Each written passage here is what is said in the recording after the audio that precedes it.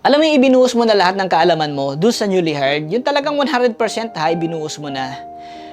Ang kaso, hindi na siya pumasok kinabukasan. Sabi nila, accept what you can't control and control what you can. Tama naman yun, di ba? Kasi yung mga taong buwisit sa opisina, hindi mo naman sila pwedeng i-correct na eh. Kasi umabot na sila ng ganong edad nila. Tapos tingin mo, darating ka sa buhay nila at ikaw, bigla mo na lang silang babaguhin. Hindi na mangyayari yun, hindi mo mababago ang ugali nila. So dapat, i-accept mo na lang na hindi mo sila kayang kontrolin. Pero ang kaya mong kontrolin is yung image nila sa boss nyo. So, pwede mo na silang siraan sa boss nyo, tapos kung ano-anong gawin mong kwento, para ma-DA sila, tapos matanggal sila sa trabaho. Hindi mo man sila napagbago, natanggal mo naman sila. Panalo ka pa rin. Kapag may kaopisina ka na nag-open up sa'yo ng mga problema niya, hindi mo naman talaga kailangan magbigay ng advice eh. Unless nanghihingi talaga siya ng advice. Kasi kadalasan, ang kailangan lang nila is yung tao makikinig sa kanila. Kasi gusto lang nilang ilabas yung nararamdaman nila. At ikaw naman, dapat ipakita mo na genuinely naiintindihan mo yung sinasabi nila, naiintindihan mo yung nararamdaman nila. So di ba napakagandang tingnan, napakasarap isipin na ikaw yung instrumento para magkaroon ng healing sa ibang tao. At saka maganda pa nun, ang dami niyang kinuwento sa'yo. So pag nag-away kayo in the future, napakarami mong pwede ipambanat sa kanya. O ito, true story may kakilala ako. Nag-exam siya sa isang company. Tapos habang nag-exam siya, yung mga tao sa paligid niya, sinasabi na wala daw masyado nakakapasa dun sa exam na yon. Siguro mga 1 or 2 lang daw. Hindi ko na maalala yung kwento eh. Pero, fortunately, nakapasa siya. Tapos nung in-interview naman siya ng manager, sinabi sa kanya ng manager, di ako convinced na nakapasa ka. So, mag-take ka ulit ng exam. Kapag sinabi sa'yo ng boss mo na mag-work ka na ngayon para mamaya relax ka na, ang ibig niya sabihin doon, tapusin mo na yung work mo ngayon. Kasi tapos niyan, may ibibigay siyang bago na gagawin mo habang nagre-relax ka.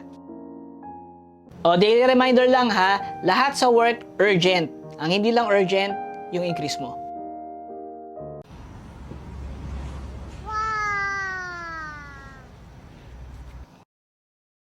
Alam mo yung nalaman ng mga kaopisina mo na nag-gym ka pala, pero imbis na mabilib sila sa'yo, ikaw na yung ginawa nilang palaging tagabuhat ng tubig dun sa dispenser.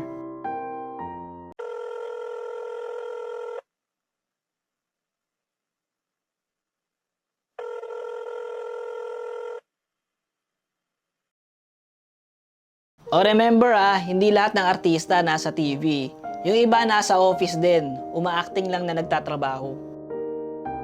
Kung may pinapasend sa'yo na report yung boss mo, mag-send ka ng email, tapos nakalagay, please see attached. Pero wala namang attachment.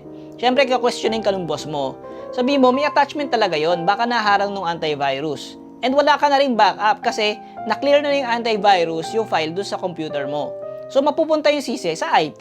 And ikaw naman, mabibigyan ka ng extension ng boss mo kasi hindi mo naman kasalanan yung nangyari eh.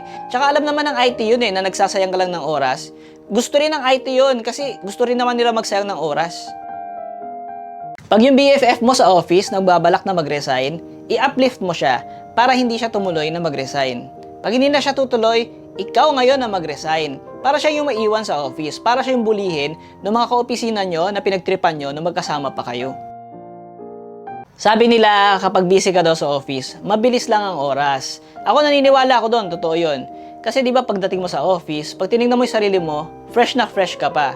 Pero pag dumating na yung lunchtime, para ka ng 10 years older. So, ang bilis nga talaga ng oras.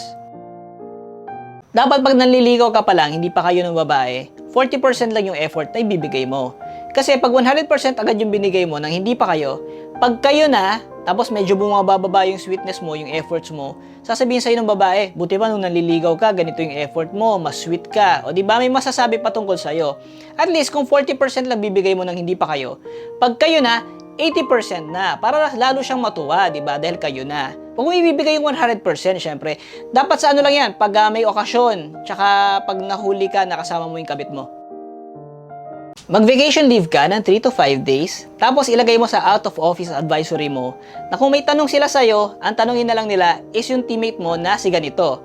Kahit wala naman talaga siyang kaalam-alam sa trabaho mo. Siyempre, pag naka-leave ka na, siya na yung tatanungin ng mga tao tungkol sa trabaho mo. So, mapipilitan siya na aralin yung trabaho mo kasi baka sabihin wala siyang silbi, wala siyang alam, di ba? Mahihiya naman siya. So, pagdating mo galing bakasyon, wala na yung mga pending task kasi ginawa na nung kaopisina mo eh. Pero mo nakapagpahinga ka na, nakapagbakasyon ka na, nakapagbawas ka pa rin ng trabaho.